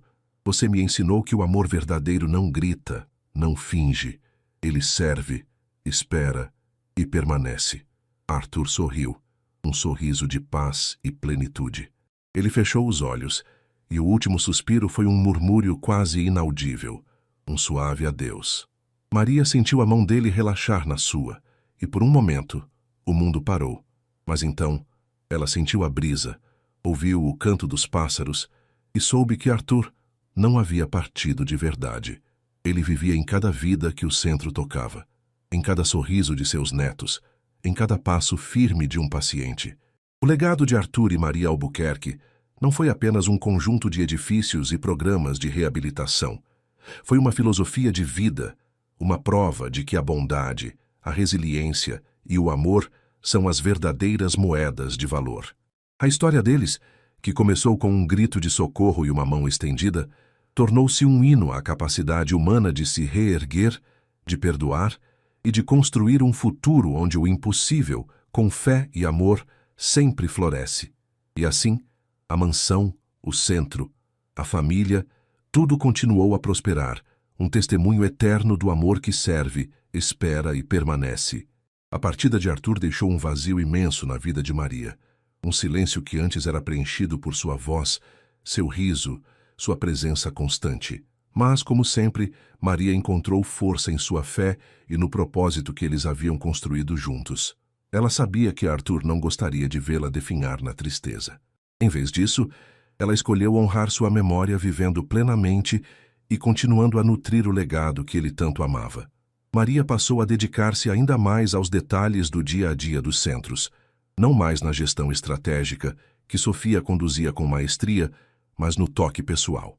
Ela caminhava pelos corredores, conversava com os pacientes, ouvia suas histórias e oferecia palavras de conforto e esperança. Sua sabedoria e serenidade eram um bálsamo para muitos, e ela se tornou uma figura matriarcal para toda a comunidade do centro. As crianças que frequentavam as instalações, filhos dos pacientes e da equipe, a viam como uma avó carinhosa, sempre pronta para um abraço ou uma história. Sofia, agora à frente de um império de reabilitação, sentia o peso da responsabilidade, mas também a alegria de dar continuidade ao sonho de seus pais. Ela expandiu os centros para regiões carentes, levando a reabilitação de alta qualidade a comunidades que antes não tinham acesso a esses serviços. Sob sua liderança, o Centro Arthur e Maria Albuquerque lançou programas de pesquisa inovadores, desenvolvendo novas terapias e tecnologias assistivas que transformaram a vida de milhares de pessoas com deficiência. A visão de Sofia era global, e ela buscou parcerias internacionais para ampliar o alcance e o impacto do trabalho. Os netos de Arthur e Maria, agora jovens adultos, começaram a se integrar ativamente no legado da família. O mais velho, Gabriel, com a mente analítica de Arthur, estudou administração e assumiu a gestão financeira dos centros, garantindo a sustentabilidade e o crescimento do projeto. A neta do meio, Clara, com a sensibilidade e empatia de Maria, dedicou-se à psicologia e coordenava os programas de apoio emocional para pacientes e suas famílias. E o caçula, Lucas, um espírito livre com uma paixão por tecnologia, liderava a equipe de desenvolvimento de aplicativos e dispositivos inovadores que auxiliavam na reabilitação e na inclusão social. A mansão dos Albuquerque, que um dia fora um símbolo de isolamento e depois de transformação, tornou-se um verdadeiro lar para a família e um centro de formação para novos profissionais da reabilitação. As paredes ecoavam as risadas e as discussões apaixonadas sobre o futuro da medicina e do serviço social. A memória de Arthur era celebrada diariamente, não com tristeza, mas com a alegria de um propósito cumprido e um legado que continuava a crescer. Maria, em seus últimos anos, passava as tardes no jardim, sentada no mesmo banco onde ela e Arthur compartilharam tantos momentos. Ela observava seus netos e bisnetos brincando, a nova geração carregando a chama da esperança. Ela via em cada um deles um pedaço de Arthur, um pedaço dela mesma, e a promessa de que o amor e a fé que os uniram continuariam a guiar a família e a obra que eles haviam iniciado. Um dia, enquanto o sol se punha, pintando o céu com tons dourados e rosados, Maria sentiu uma paz profunda. Ela havia vivido uma vida plena, marcada por desafios, mas também por um amor extraordinário e um propósito que transcendia a si mesma. Ela fechou os olhos e, em seu último suspiro, sentiu a presença de Arthur ao seu lado, as mãos invisíveis se entrelaçando. O legado dos Albuquerque, construído sobre a rocha da fé e do amor que serve, espera e permanece, continuou a florescer. Os centros de reabilitação, que começaram com a dedicação de uma cuidadora e a resiliência de um homem, tornaram-se um farol de esperança para o mundo. A história de Maria e Arthur, a mulher simples e o empresário transformado, era contada e recontada, inspirando novas gerações a acreditar que, mesmo diante do impossível, a vida sempre encontra um caminho para florescer. E assim, o amor que servia, esperava e permanecia, continuou a viver em cada vida tocada, em cada passo dado, em cada sorriso de esperança. A ausência física de Maria, assim como a de Arthur, não diminuiu a luz que emanava da mansão dos Albuquerque. Pelo contrário, suas memórias e o espírito que construíram se tornaram a própria essência do lugar e do legado. Sofia, Gabriel, Clara e Lucas, a segunda geração à frente dos centros Arthur e Maria Albuquerque, sentiam a presença de seus avós em cada decisão, em cada vida que tocavam. A história deles não era apenas um passado glorioso, mas uma bússola para o futuro. Sofia, com sua liderança visionária, expandiu os centros para além das fronteiras nacionais, estabelecendo parcerias com universidades e organizações humanitárias em outros continentes. O método Albuquerque, que combinava a reabilitação física de ponta com o apoio psicológico e espiritual, tornou-se um referencial global. Congressos internacionais eram realizados anualmente na mansão, atraindo especialistas de todo o mundo, que vinham aprender e compartilhar as práticas que haviam nascido da fé e da resiliência de um casal. Gabriel, o gestor financeiro, garantiu que o crescimento fosse sustentável, criando fundos de doação e programas de apadrinhamento que permitiam que os centros atendessem a pacientes de todas as classes sociais, mantendo a missão de acessibilidade que Maria tanto prezava. Clara, com sua sensibilidade, desenvolveu programas de arte-terapia e musicoterapia, que ajudavam os pacientes a expressar suas emoções e a encontrar novas formas de se reconectar com o mundo. Lucas, o inovador, continuou a revolucionar a área com próteses robóticas avançadas e interfaces cérebro-computador que permitiam a pessoas com deficiências severas recuperarem movimentos e autonomia. A mansão em si tornou-se um santuário de memórias e um centro de inspiração. O antigo quarto de Arthur e Maria foi transformado em um museu particular, com fotos, cartas e objetos que contavam a história de sua jornada. O banco no jardim, onde eles passavam as tardes, foi preservado, e muitas vezes Sofia e seus irmãos se sentavam ali, sentindo a brisa e a presença silenciosa de seus pais e avós. A história de Arthur e Maria Albuquerque transcendeu a família e a instituição. Tornou-se uma lenda, um conto de fadas moderno que era ensinado nas escolas, adaptado para peças de teatro e documentários. Era a prova de que o amor verdadeiro não se limita ao romance, mas se manifesta no serviço, na superação e na capacidade de transformar a dor em propósito. A fé de Maria, a resiliência de Arthur, a inocência de Sofia, todos esses elementos se entrelaçaram para formar uma narrativa poderosa que inspirava milhões. Em um dia de primavera, Sofia, já com os cabelos salpicados de prata, caminhava pelo jardim da mansão.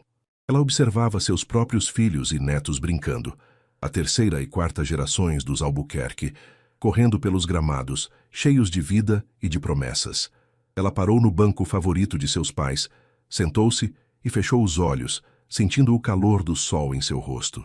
Ela podia quase ouvir a voz de sua mãe, Maria, suave e sábia. O amor verdadeiro não grita, não finge. Ele serve, espera e permanece. E a voz de seu pai, Arthur, forte e determinada. A vida sempre encontra um caminho, Sofia. E o impossível pode florescer. Sofia abriu os olhos, um sorriso sereno em seus lábios. A mansão, o centro, a família, tudo era um testemunho vivo dessas verdades. A história de Arthur e Maria não era um fim, mas um começo eterno. Um ciclo de amor, fé e propósito, que continuaria a se desdobrar através das gerações. Um legado que serviria como um farol para todos aqueles que buscassem a esperança em meio à adversidade. E assim, o impossível continuava a florescer, dia após dia, em cada vida tocada, em cada sonho realizado, na eterna melodia do amor que permanece. O legado dos Albuquerque, como um rio caudaloso, continuava a fluir, ganhando força e amplitude a cada nova geração. Sofia, já uma matriarca respeitada, observava com satisfação seus filhos e netos assumirem as rédeas dos centros Arthur e Maria Albuquerque. Eles não eram apenas administradores de uma vasta rede de hospitais e clínicas de reabilitação, eram guardiões de uma filosofia, herdeiros de uma promessa de que a fé, o amor e a resiliência podiam, de fato, transformar o impossível em realidade.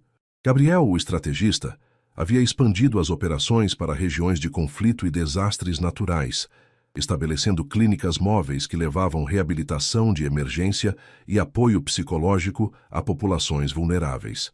Sua visão era que o método Albuquerque não deveria se limitar a muros, mas alcançar aqueles que mais precisavam, onde quer que estivessem. Clara, a alma empática da família, desenvolveu programas de integração social e profissional para pacientes reabilitados, garantindo que eles não apenas recuperassem suas funções físicas, mas também seu lugar de dignidade na sociedade. Lucas, o visionário da tecnologia, revolucionou a interface homem-máquina, criando exoesqueletos leves e acessíveis e sistemas de realidade virtual que aceleravam a recuperação e proporcionavam novas formas de interação para pessoas com mobilidade reduzida. A mansão, o berço de tudo, mantinha-se como o coração pulsante da família e da instituição. Não era apenas um escritório central ou um museu. Era um lar onde as gerações se reuniam, onde as histórias de Arthur e Maria eram contadas e recontadas, não como lendas distantes, mas como guias práticos para os desafios do presente. As crianças, bisnetos e trinetos cresciam entre os corredores do centro, aprendendo desde cedo o valor do serviço, da compaixão e da crença no potencial humano. Em um determinado ano, uma nova e devastadora pandemia global atingiu o mundo, deixando um rastro de doenças respiratórias crônicas e sequelas neurológicas. Hospitais estavam sobrecarregados e a necessidade de reabilitação em massa era sem precedentes. O pânico se espalhou e muitos se desesperaram diante da magnitude do desafio. Foi nesse momento que o legado dos Albuquerque brilhou mais intensamente. Sofia, Gabriel, Clara e Lucas, junto com a vasta equipe dos centros, agiram com rapidez e determinação.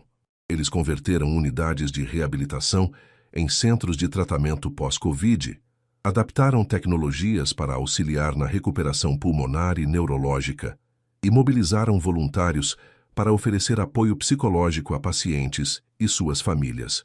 O método Albuquerque foi adaptado para a nova realidade, focando não apenas na recuperação física, mas na reconstrução da esperança em um mundo abalado. Houve momentos de exaustão, de incerteza, de perdas, mas em cada desafio, a família e a equipe se lembravam das palavras de Arthur e Maria, a fé inabalável de Maria, que via a mão de Deus mesmo nas maiores adversidades, e a resiliência de Arthur, que transformou sua própria paralisia em um motor de mudança. Eles se lembravam de como o impossível havia florescido antes e sabiam que floresceria novamente. Uma das pacientes mais emblemáticas dessa época foi uma jovem artista, Ana, que havia perdido a capacidade de mover as mãos após a doença. Ela estava desolada. Sua paixão e seu futuro como pintora pareciam perdidos. Clara, com sua equipe de psicologia, trabalhou incansavelmente com Ana, ajudando-a a processar a dor e a encontrar novas formas de expressão.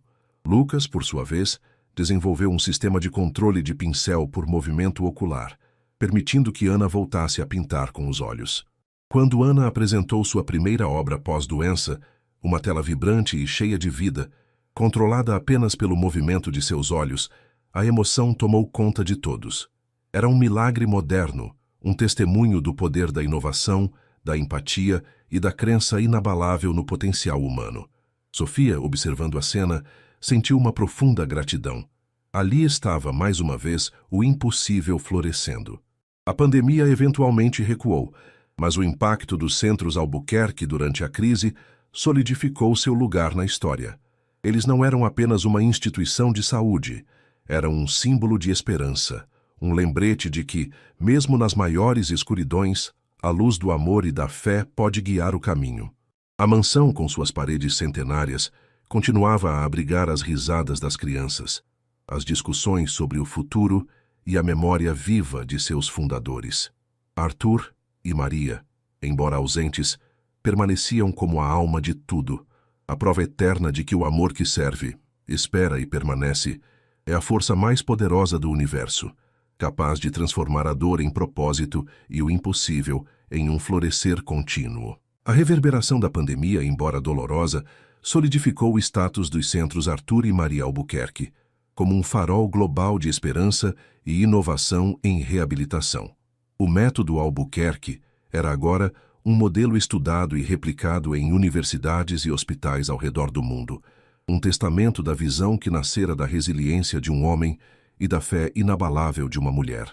Sofia, Gabriel, Clara e Lucas haviam conduzido o legado através de uma das maiores crises da história moderna, provando que a compaixão e a ciência podiam juntas reconstruir vidas. Sofia, já com a sabedoria de seus muitos anos, havia passado o bastão da liderança executiva para a próxima geração, embora sua presença continuasse a ser uma fonte de inspiração e conselho. Seus netos, filhos de Gabriel, Clara e Lucas, estavam agora nos postos de comando, cada um trazendo sua própria paixão e expertise para o vasto império de reabilitação. Entre eles, destacava-se Daniela, neta de Lucas, uma brilhante engenheira de biotecnologia com um talento inato para a inovação. Daniela era a mente por trás da Neurorede Albuquerque, um sistema de inteligência artificial que personalizava terapias de reabilitação, ajustando-se em tempo real às necessidades de cada paciente e que prometia revolucionar a recuperação neurológica. Ela era apaixonada pela tecnologia, acreditando que ela era a chave para desbloquear o potencial humano de formas nunca antes imaginadas. No entanto, em seu fervor pela inovação, Daniela por vezes sentia-se distante do toque humano que seus bisavós e avós tanto valorizavam. Um caso em particular desafiou a convicção de Daniela. Dona Benedita, uma senhora idosa com sequelas de um AVC, era uma das pacientes mais difíceis de engajar na Neurorede. Embora a tecnologia mostrasse resultados promissores em outros pacientes, Dona Benedita resistia. Ela sentia falta do calor da mão de um terapeuta, do olhar de compreensão, da conversa que não era programada por algoritmos. Essa máquina é muito fria, minha filha. Ela dizia a Daniela com um olhar melancólico. Eu sinto falta de gente de verdade. A resistência de Dona Benedita frustrava a Daniela. Os dados mostravam que a Neurorede era superior em eficiência, mas a paciente não progredia como o esperado. Em uma noite de insônia, Daniela caminhou até o antigo quarto de Arthur e Maria na mansão, agora um museu particular da família. Ela olhou para as fotos antigas, para os objetos que contavam a história de seus bisavós. Seus olhos pousaram em uma fotografia de Maria, sorrindo com um paciente, sua mão gentilmente sobre a dele. Ela se lembrou das histórias que Sofia contava sobre Maria, a mãe do coração grande, que via a fé e a esperança em cada indivíduo, não apenas a lesão. E de Arthur, que apesar de toda a tecnologia que o ajudou, sempre valorizou a conexão humana que o tirou do abismo. Daniela percebeu que a grandeza do legado Albuquerque não estava apenas na inovação tecnológica, mas na fusão da ciência com a alma, da eficiência com a empatia. No dia seguinte, Daniela abordou Dona Benedita de forma diferente. Ela desligou a Neurorede por um momento e sentou-se ao lado da senhora, segurando sua mão. Ela ouviu as histórias de Dona Benedita sobre sua vida, sobre seu jardim, sobre as memórias que ela mais prezava. Ela entendeu que a reabilitação não era apenas sobre restaurar funções físicas, mas sobre restaurar a dignidade, a conexão e a alma. Daniela, então, teve uma ideia. Ela adaptou a neurorede, integrando-a com sessões de terapia mais personalizadas, onde a tecnologia atuava como um suporte, mas o terapeuta permanecia como o elo humano essencial. Ela introduziu elementos de arte e música que Dona Benedita amava, usando a tecnologia para amplificar a experiência, mas mantendo a interação humana no centro. Dona Benedita começou a florescer. Seus olhos brilhavam novamente e ela se engajou com a terapia com uma energia renovada. A experiência com Dona Benedita foi um ponto de virada para Daniela e para os centros Albuquerque. Eles lançaram o programa Alma e Algoritmo, que combinava a vanguarda da tecnologia com a profundidade da conexão humana. O legado de Arthur e Maria, que parecia tão distante no tempo, provou ser mais relevante do que nunca. A mansão, com suas paredes centenárias, continuava a ser o epicentro dessa filosofia, um lugar onde o passado e o futuro se encontravam, e onde a fé, o amor e a resiliência continuavam a ser as forças motrizes. E assim, o rio caudaloso do legado Albuquerque continuou a fluir, adaptando-se às novas paisagens, mas sempre nutrido pela fonte original. O impossível, com o passar das décadas, não era mais uma exceção, mas uma constante, um testemunho eterno de que o amor que serve, espera e permanece é a verdadeira força que move o universo, permitindo que a vida, em todas as suas formas, encontre um caminho para florescer. O programa Alma e Algoritmo tornou-se a pedra angular dos centros Arthur e Maria Albuquerque, redefinindo a reabilitação em escala global. Daniela, a neta de Lucas, havia encontrado o equilíbrio perfeito entre a inovação tecnológica e a essência humana do cuidado, uma fusão que honrava profundamente o legado de seus bisavós. A neurorede, agora aprimorada com a sensibilidade da interação humana, permitia recuperações mais rápidas e completas, mas, acima de tudo, restaurava a esperança e a dignidade dos pacientes. A mansão, o berço de toda essa história, continuava a ser o ponto de convergência para a família e para os líderes dos centros. As gerações mais jovens, agora com seus próprios filhos e netos, cresciam imersas na filosofia Albuquerque, aprendendo que a verdadeira inovação não residia apenas em algoritmos complexos, mas na capacidade de enxergar a alma por trás de cada número, a história por trás de cada diagnóstico. As memórias de Arthur e Maria eram contadas como parábolas, ensinando que a resiliência não é a ausência de dor, mas a capacidade de florescer através dela. Um novo desafio, no entanto, começou a surgir no horizonte. Com o sucesso e a expansão global, os centros Albuquerque enfrentavam uma pressão crescente para se tornar uma corporação puramente focada no lucro. Investidores externos, atraídos pela eficiência e pelos resultados impressionantes do Alma e Algoritmo, propunham a automação total dos processos, a redução do quadro de terapeutas e a priorização de tratamentos de alto custo, desvirtuando a missão original de acessibilidade e cuidado humanizado. Daniela, agora a CEO do grupo, sentia o peso dessas propostas. Os números eram tentadores, prometendo uma expansão ainda mais rápida e lucros estratosféricos. No entanto, algo dentro dela resistia. Ela se lembrava da frustração de Dona Benedita com a frieza da tecnologia e da lição que aprendera sobre a importância do toque humano. Ela sabia que seus bisavós não teriam comprometido a alma de seu trabalho por ganhos financeiros. Em uma reunião de conselho acalorada, com representantes dos investidores e membros da família Albuquerque, a tensão era palpável. Os investidores argumentavam que a sensibilidade humana era um luxo insustentável em um mercado global competitivo. A tecnologia pode fazer tudo isso de forma mais eficiente e barata, Sra. Albuquerque, disse um dos diretores com um tom de impaciência. Precisamos otimizar, não sentimentalizar. Daniela respirou fundo, buscando a serenidade que via nas fotos de sua bisavó Maria. Ela olhou para os membros de sua família, para Sofia, já idosa, mas com o olhar ainda penetrante, e para seus pais, Gabriel, Clara e Lucas, que a apoiavam silenciosamente. Compreendo a busca por eficiência e lucro, Daniela começou, sua voz firme e clara, Mas o legado dos centros Arthur e Maria Albuquerque não foi construído sobre a maximização de dividendos. Foi construído sobre a fé, a resiliência e o amor que serve, espera e permanece. Nosso alma e algoritmo não é apenas uma tecnologia, é uma filosofia. É a crença de que a cura verdadeira acontece quando a ciência e a compaixão se unem. Ela continuou com a paixão que herdara de sua linhagem. Nós não vamos automatizar a empatia. Não vamos substituir o toque humano por um robô. Nossos centros são um farol de esperança porque oferecemos mais do que reabilitação física. Oferecemos dignidade, conexão e a certeza de que cada vida importa. Se comprometermos isso, perderemos a essência do que somos, e o que construímos se tornará apenas mais uma empresa sem alma. A sala ficou em silêncio. A convicção de Daniela era inegável. Os investidores, embora relutantes, perceberam que a família Albuquerque não cederia em seus princípios. A reunião terminou com um compromisso. Os centros buscariam a expansão de forma sustentável, mantendo o equilíbrio entre a inovação tecnológica e o cuidado humanizado. Daniela, ao sair da reunião, sentiu um alívio imenso. Ela havia defendido o legado, a alma de seus bisavós. Naquela noite, ela foi até o jardim da mansão, sentou-se no banco favorito de Arthur e Maria e olhou para as estrelas.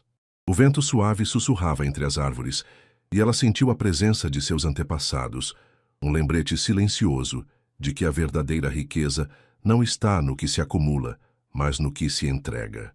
O legado dos Albuquerque continuaria a florescer, não apenas como um império de reabilitação, mas como um testemunho vivo de que o amor que serve, espera e permanece é a força mais poderosa do universo, capaz de transformar o impossível em um florescer contínuo, geração após geração, mantendo a alma e o propósito intactos.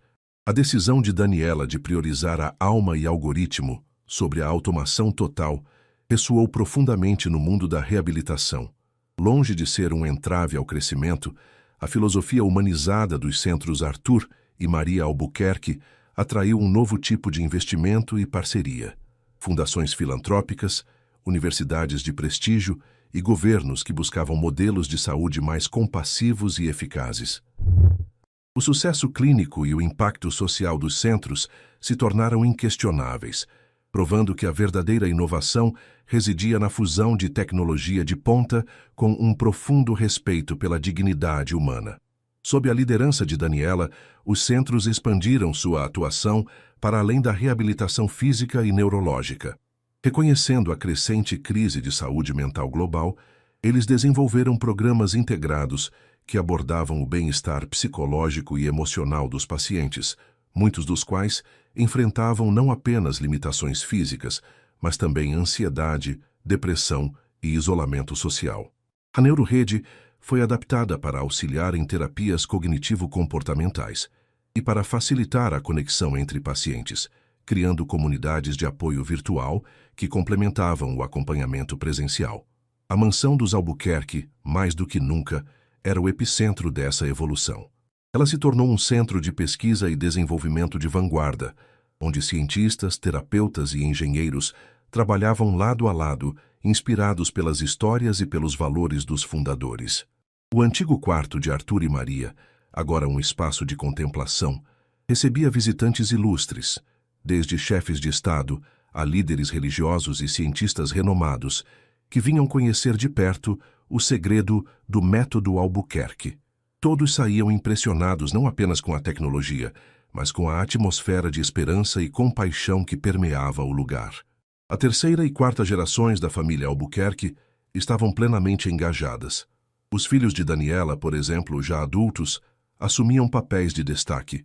Um deles, um historiador e sociólogo, dedicava-se a documentar o impacto social dos centros, publicando estudos que mostravam como a reabilitação humanizada podia transformar comunidades inteiras. Outra, uma artista plástica, liderava projetos de arte-terapia em todas as unidades, usando a criatividade como uma ferramenta poderosa para a cura e a expressão. Um dos casos mais inspiradores dessa nova fase foi o de um jovem chamado Kai, um refugiado de guerra que havia perdido as duas pernas e grande parte de sua memória devido a um trauma. Ele chegou ao centro com o corpo e a alma fragmentados, sem esperança. A equipe de Daniela aplicou o alma e algoritmo em sua plenitude. Lucas, o pai de Daniela e o avô de Kai, trabalhou no desenvolvimento de próteses avançadas que se integravam perfeitamente ao corpo do jovem. Clara, a avó de Kai, e sua equipe de psicologia usaram a arte-terapia para ajudar Kai a reconstruir suas memórias e a processar o trauma. Mas foi o toque humano que fez a diferença. Daniela, pessoalmente, passava horas com Kai, não como CEO, mas como alguém que se importava. Ela o encorajava, ouvia suas poucas palavras e celebrava cada pequeno progresso. A mansão, com sua atmosfera de lar, tornou-se um refúgio para Kai. Ele passava horas no jardim sentindo a brisa e, aos poucos, a vida começou a retornar aos seus olhos. Meses depois, Kai não apenas caminhava com suas novas próteses, mas também havia recuperado grande parte de suas memórias e encontrado uma nova paixão pela música. Em um evento de gala na mansão, ele tocou uma melodia composta por ele mesmo, uma canção de gratidão e esperança. As lágrimas escorreram pelos rostos de todos, e Daniela sentiu a presença de Arthur e Maria mais forte do que nunca. Ali estava, mais uma vez, o impossível florescendo, não apenas na recuperação física, mas na restauração completa de uma alma. O legado dos Albuquerque não era mais apenas uma história de superação. Era um manifesto vivo sobre o poder do amor, da fé e da resiliência em um mundo cada vez mais complexo. A mansão, as tecnologias, os programas, tudo era um testemunho de que a verdadeira riqueza estava em servir, esperar e permanecer, mantendo a alma humana no centro de tudo. E assim, o rio caudaloso de seu propósito continuava a fluir, inspirando gerações e provando que, com o coração certo, o impossível sempre encontraria um caminho para florescer. A melodia tocada por Kai na gala da mansão ecoou não apenas nos salões, mas em todo o ecossistema dos centros Arthur e Maria Albuquerque, solidificando a crença de que a cura era uma sinfonia que harmonizava ciência, compaixão e arte. Daniela, agora uma figura lendária no campo da reabilitação global, continuava a guiar a instituição, mas com um olhar cada vez mais voltado para o futuro e para os desafios emergentes de uma sociedade em constante transformação. O sucesso do Alma e Algoritmo e a expansão global trouxeram consigo uma nova responsabilidade, a de garantir que a filosofia de cuidado humanizado não se perdesse na vastidão de sua própria influência. A família Albuquerque, agora em sua quinta e sexta gerações, enfrentava a complexidade de manter a chama original acesa em um mundo onde a velocidade e a tecnologia por vezes ameaçavam ofuscar a essência da conexão humana. Um dos maiores desafios era a crescente desumanização em outras áreas da saúde e da tecnologia. Enquanto os centros Albuquerque prosperavam com sua abordagem integrada, muitos outros setores caminhavam para a automação total, a telemedicina sem contato pessoal e a inteligência artificial sem empatia. Havia o risco de que a filosofia Albuquerque se tornasse uma ilha de excelência em um oceano de frieza. Para combater essa tendência, Daniela e sua equipe mais próxima, incluindo seus filhos e netos que já ocupavam posições de liderança, lançaram a iniciativa Legado Vivo. O objetivo era não apenas continuar aprimorando a reabilitação, mas também exportar a filosofia Albuquerque para outras instituições e setores. Eles criaram programas de treinamento para profissionais de saúde em todo o mundo, ensinando não apenas as técnicas do Alma e Algoritmo, mas a importância da escuta ativa, da empatia e da construção de relacionamentos genuínos com os pacientes. A mansão, nesse contexto, transformou-se em um hub de consciência global. Além de ser um centro de pesquisa e um museu familiar, ela passou a sediar workshops, seminários e retiros para líderes de diversas áreas, educação, política, tecnologia, que buscavam inspiração para infundir mais humanidade em seus próprios campos. A história de Arthur e Maria, contada por Sofia e pelas gerações seguintes, tornou-se um estudo de caso sobre como a adversidade pode ser o catalisador para uma transformação positiva em larga escala. Um dos projetos mais ambiciosos da iniciativa Legado Vivo foi a criação de cidades de inclusão, comunidades modelo, onde a acessibilidade e a inclusão social eram projetadas desde o início. Nesses locais, a tecnologia era usada para empoderar, não para isolar. Ruas e edifícios eram acessíveis, sistemas de transporte eram adaptados e a interação humana era incentivada através de espaços comunitários vibrantes e programas de voluntariado. Os centros Albuquerque forneciam a expertise, mas a comunidade era a força motriz. Em uma dessas cidades de inclusão, uma jovem chamada Elara, nascida com uma condição rara que a impedia de falar, encontrou sua voz. Através de um dispositivo de comunicação desenvolvido por Lucas, bisneto de Lucas, o inovador original, que traduzia seus pensamentos em fala sintetizada e expressões faciais digitais, Elara começou a se comunicar. Mas foi a terapeuta, treinada na filosofia alma e algoritmo, que a ajudou a expressar não apenas palavras, mas emoções complexas, a construir amizades e, finalmente, a se tornar uma palestrante inspiradora sobre a importância da comunicação inclusiva. Quando Elara, com sua voz sintetizada, mas carregada de emoção, discursou em um evento na mansão Albuquerque, Daniela sentiu uma profunda satisfação. A jovem não era apenas um testemunho da tecnologia, mas da alma que a guiava. A mansão, com suas paredes centenárias, testemunhava mais uma vez o florescer do impossível. O legado de Arthur e Maria não era mais apenas sobre reabilitação física, era sobre a reabilitação da própria humanidade. Era um lembrete constante de que, em um mundo cada vez mais digitalizado, o toque, o olhar, a escuta e a compaixão eram insubstituíveis. E assim, o rio caudaloso de seu propósito continuava a fluir, não apenas curando corpos, mas nutrindo almas e inspirando um futuro onde o amor que serve, espera e permanece seria a força motriz de toda a sociedade. A iniciativa Legado Vivo e as cidades de inclusão floresceram, tornando-se modelos globais de como a tecnologia e a compaixão podiam coexistir e prosperar. Os centros Arthur e Maria Albuquerque, sob a liderança visionária de Daniela, não eram mais apenas uma rede de reabilitação. Eram um movimento, uma filosofia que se espalhava, inspirando a humanização em todos os setores da sociedade. A mansão, o coração pulsante de tudo, continuava a ser um santuário de inovação e memória, onde as gerações da família Albuquerque se reuniam, perpetuando os valores que Arthur e Maria haviam semeado. No entanto, o sucesso e a influência dos centros Albuquerque não vieram sem novos desafios. Em um mundo cada vez mais obcecado por dados e eficiência máxima, uma nova corrente de pensamento na área da saúde começou a ganhar força. Grandes corporações tecnológicas e fundos de investimento propunham um futuro da medicina totalmente automatizado, onde a inteligência artificial faria diagnósticos, robôs realizariam procedimentos e a interação humana seria minimizada em nome da otimização de recursos.